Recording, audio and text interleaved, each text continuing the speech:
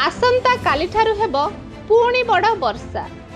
राज्य में वर्षार परिमाण बढ़िबो।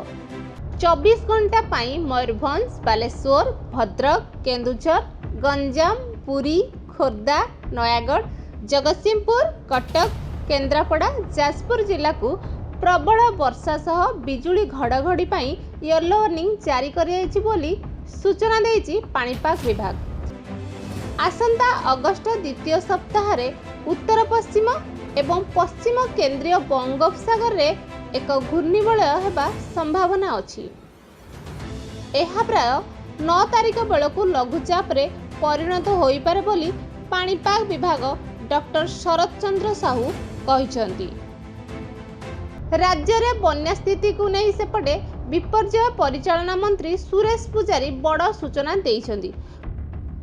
कहिसंती 20टी जिल्लार रिपोर्ट हस्तगत होईछि। 20टी जिल्लार 100टी ब्लॉक प्रभावित होईछि। 1458टी गाँ, 14टी सहरांचल रे 176 वार्ड बन्या जोगु प्रभावित होईछि। 7,05,000 रु अधिक लोक प्रभावित हेउछंती। एबे लोकंकु सुरक्षित स्थान को स्थानांतरण करा जायछि। 520टी रिलीफ केंद्र कार्य करुछि। लोके पानी घर रे थिबा जाए रिलीफ सेंटर चालियो बोली कहिसंती मंत्री। एतिसह आश्वस्ति करिछि जे चासी माने विचलित हुअन्तु नाही, राज्य सरकार पर्याप्त सहयोग करिवे।